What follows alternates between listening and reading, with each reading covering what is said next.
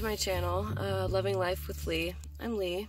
I am a blog writer, mom, loving wife, and a friend. And I have been revealing some posts on my blog about how I'm an empath, and I guess I want to just vocally explain like what that means to me, because I feel like it's a word that a lot of times gets thrown around and just like really pretty misunderstood. I am no energy healer by any means, but I definitely believe that everybody carries energy, and that although some of that energy is very much internal and your own and part of what makes you you,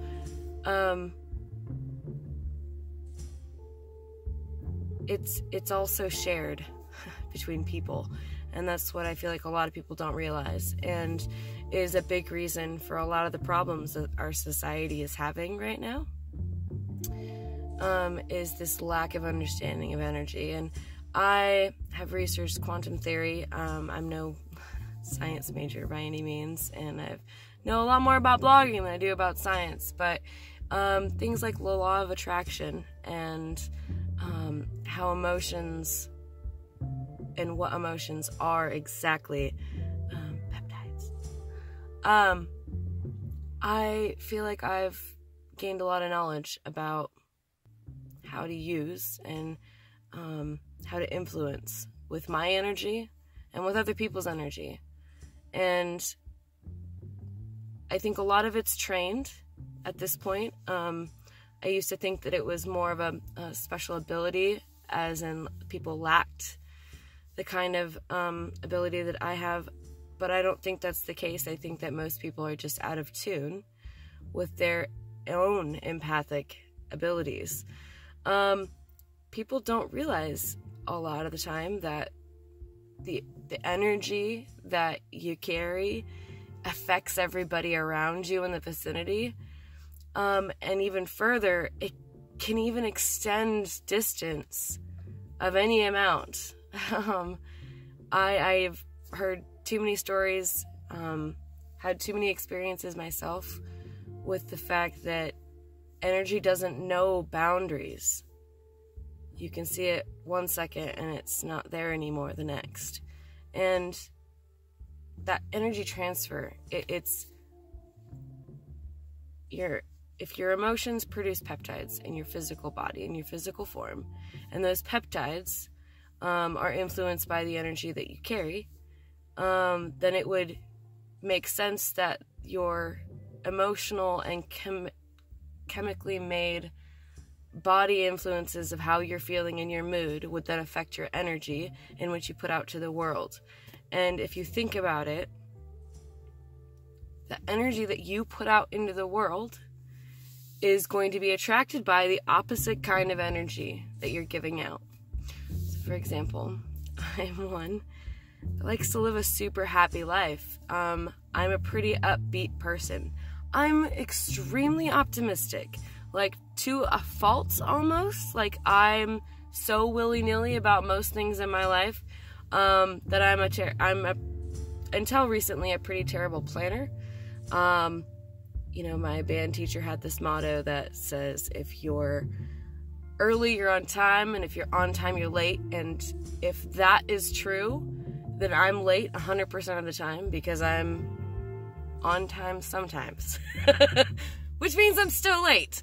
So, like this vlog post, I'm trying to get better, but you know, this is something I should have done during the day, but I didn't. I'm sitting in my car at night because although I'm motivated and very much determined for my goals right now, on time, not so much. Anyways, I'm optimistic. This is the point. And it doesn't bother me, you know, things don't bother me like it should, because I am a super optimistic person. Thus, the kind of energy that is attracted to that kind of energy isn't the same kind. It's that of people that are sad and looking for answers, depressed, looking for answers, who are troubled and struggling.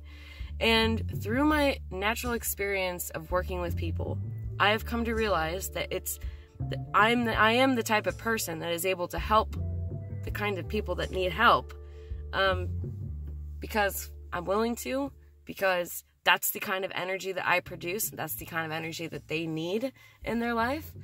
So these posts that I've been writing about, these mind game history stories, these are young high school stories that started my personal development in recognizing energy and learning how to best understand body language.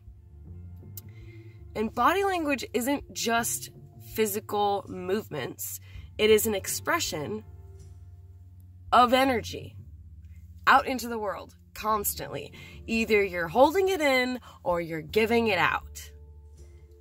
And I'm going to talk about it in my next post a little bit, which I'll probably post this exact video on that post, is about how I take in and give out energy to people. And what I mean, I influence people to use body language that makes it easier for energy to transfer in general. There's not really much that I do special to take in the energy other than recognize and welcome that energy from the other person. And because I've practiced it so much, I can take in a lot of emotional energy that I am, in a way, if I admit it, attracted to, because I'm so high frequency that getting low vibe reminds me why I'm high vibe. So I will take in a lot of that, and a lot of these times, like, people are going through some rough stuff. And I'm able to take it in and do something with it. And the harder part is giving the energy back out. Giving out energy is something that you don't think about. Like, who thinks about that? I think about that, but like, in general, people don't think about, I'm gonna burst out this energy on purpose. It's a thing that happens naturally from excitement, from anger, from being amazed, from, things that are those type of emotions, those type of peptides that are very extreme and very strong, produce more energy that is then released into the world outside of yourself. And that's it's hard to do on command. It's hard to take in that much energy. But I know from personal experience that I can't hold on to it, or it bogs mine down. Like, if I hold on to other people's energy after they've given me so much, after a personal experience with someone one-on-one, and I've decided to try and open them up and take in as much of their energy as possible, at some point I have to give it back to them, or I'm gonna just spread it around to people that usually my husband. Poor guy. If I hold on to bad energy, in the next couple of days it's going to trickle out and it's going to land on someone else that had nothing to do with the original issue. So when I'm carrying around a bunch of depression, a bunch of anxiety, a bunch of hatred, a bunch of abusive tendencies from someone that's been passed from someone to someone to someone, I mean, it's not my energy to deal with. Even if I take it from them, I can't just hold on to it and spread it around. That's against, like, my personal values. So I've learned, the tricky part is I've learned how to openly give out energy exponentially in a moment. And a lot of the time I lose and drain a lot of my own energy into it as well. And I kind of try and mix it together and give it back in that of hope and acceptance and truth and resolve, and by communicating and talking through that issue. A lot of times it takes many of these overlapping conversations about a topic, and a lot of the times I'm just simply an influence for those things to go better. But just part of being a good friend to those in your life is realizing the kind of energy that you give out to your friends and those that you live with. If you start to think about it, it's important. It's super important. And something that I probably will talk quite a bit about. And I was worried at first when I was pregnant, particularly because I'm very much affected by people's energy, like when they're in the room. And a lot of the time I'm very open to it, very willing to take it in and help them with issues. But when I got pregnant with my daughter, I was scared to be around those people. Okay, wait. If you were watching this video, then the lights just flickered off in the middle of that video, and I was sitting here rewatching it, and it happened exactly when my energy lowered and dropped. This type of stuff, and you saw, and then I'm gonna replay it here in a second, and you'll see my face, and I'm like, that type of stuff happens to me all the time. It's like if there's a number that you see all the time, you know, like weird and unintentional stuff happens because of your intentions and your energy. Just saying. You can continue watching it. I'm very open to it, very willing to take it in and help them with issues, but when I got pregnant with my daughter, I was scared to be around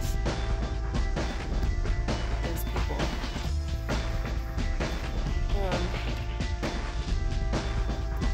That were high energy and high frequency.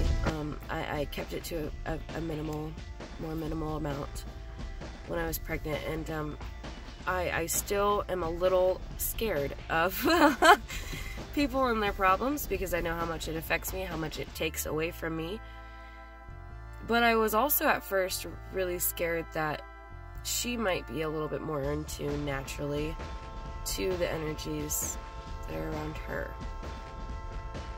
And it still scares me a little bit because I want to think that this is a trained gift, not fully natural, something that I learned and trained myself how to do, but I'm not sure. I may actually have a higher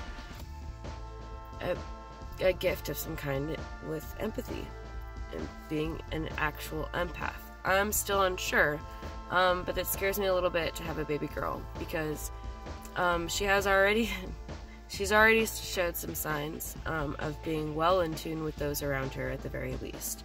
When we're happy, she's happy. Particularly if I'm happy, she's happy. If I get upset, she gets upset. Now I'm mom, okay, this sounds familiar, just proving my whole video even more, but even when it's people that aren't me, like your grandpa, or a friend that's over, or a dog, it's crazy how much they affect her, and I see it in the same way that it affects me. So we'll see how this all goes and plays out, but it's a pretty important part of who I am and what I do, and I think what makes me a good friend. So if I have friends watching this video, I'm not playing with you. I genuinely try to help you, and maybe in some way you know that. Hopefully you do. So, thanks for watching. Thanks for reading. Everything else that you might do for me, for my daughter, and for my blogging buddies. Have a good night. And I will see you on Monday or Tuesday. Goodbye.